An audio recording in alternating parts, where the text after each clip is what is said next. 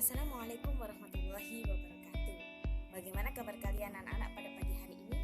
Bu Ninis harapkan kabar kalian dalam keadaan sehat walafiat. Begitu juga keluarga kalian.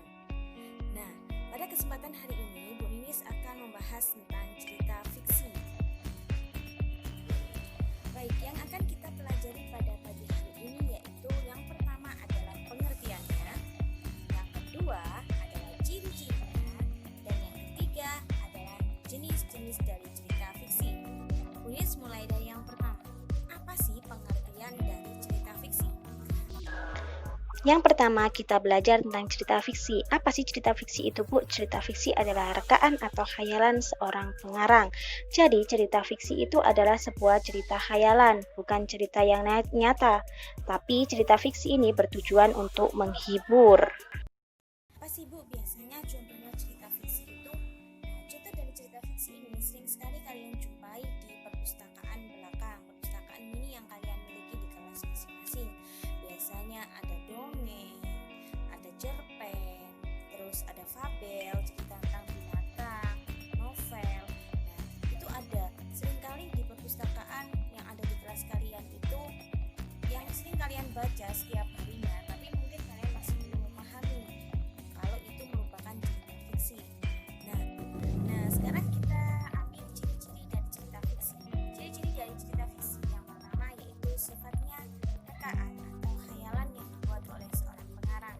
Karena kita mengetahui bahwa cerita fiksi itu adalah bukan cerita nyata, melainkan adalah cerita khayalan yang dibuat oleh seorang pengarang. Yang kedua yaitu kebenarannya bersifat mutlak. Kenapa Bu kebenarannya bersifat mutlak? Karena cerita fiksi merupakan cerita khayalan. Yang ketiga yaitu mengandung pesan moral atau amanat. Ini biasanya ada di akhir cerita. Yang keempat adalah berbentuk cerpen. Biasanya cerita fiksi ini berbentuk cerita pendek.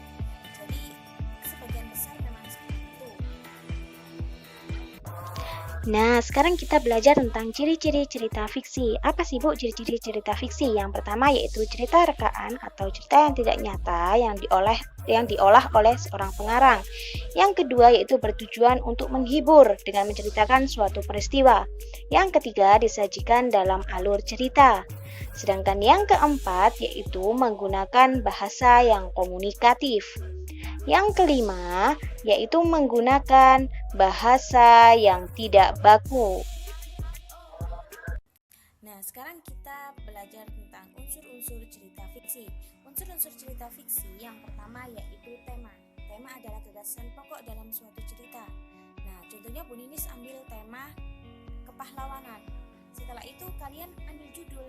Boleh ambil judul, jangan ambil judul kepahlawanan, tapi ambil judul. Contohnya, kalian bisa ambil judul nama-nama pahlawan, R.A. Kartini, Ki Hajar Dewantara, atau Tuanku Imam Bonjol, itu bisa.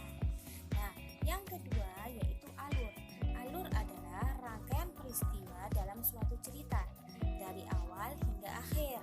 Contohnya gini, jika dari awal ini dimulai dari perkenalan siapa tokohnya. Terus dalam pertengahan cerita maka akan timbul yang namanya konflik.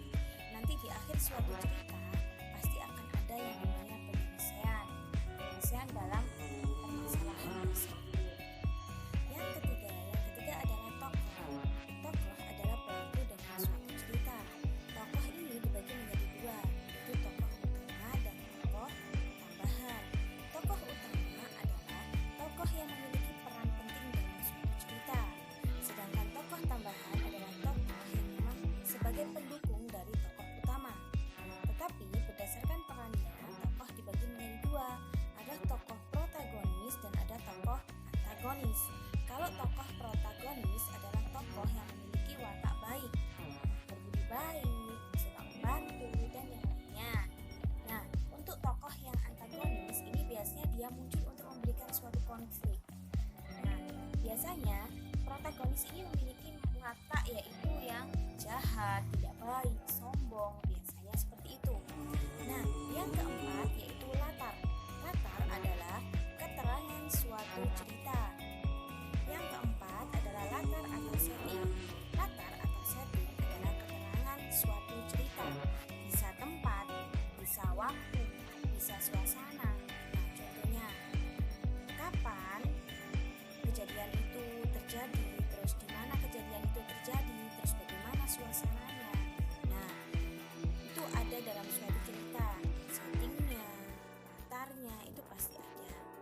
Terus yang kelima yaitu amanat. Amanat adalah pesan dalam suatu cerita. Jadi dalam suatu cerita itu pasti ada pesan moralnya untuk si pembacanya. Contohnya saja kisahnya Malin Kundang. Nah, kisahnya si Malin Kundang ini bahwa setiap anak itu tidak boleh durhaka kepada orang tuanya. Nah, sekarang kita bahas tentang jenis-jenis cerita fiksi. Jenis-jenis cerita fiksi yang pertama yaitu dongeng. Apa sih dongeng itu, Bu? Dongeng adalah cerita yang diceritakan dari mulut ke mulut, yang diceritakan kepada generasi ke generasi. Jadi dari generasi satu dengan generasi yang lain pasti dia memiliki cerita yang berbeda. Karena si pengarang menulisnya, yaitu kadang unsurnya ditambah, kadang juga unsurnya juga dikurangi. Nah, akhirnya apa? Akan terjadi perbedaan antara generasi satu dengan generasi yang lain. Terus dalam dongeng ini dibagi menjadi 4. Baik, yang pertama kita bahas adalah legenda. Apa sih Bu legenda itu kalau saya boleh tahu? Ya, legenda adalah cerita lama yang mengisahkan riwayat suatu tempat. Contoh dari legenda itu apa Bu? Contohnya, yang pertama adalah terjadinya Gunung Tangkuban Perahu.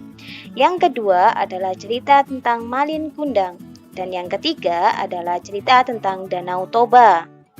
Nah, selanjutnya kita akan bicara tentang saga. Saga itu apa, Bu? Baik, saga adalah cerita lama yang mengandung unsur sejarah, misalnya tentang kepahlawanan. Contoh dari saga itu apa? Contoh dari saga.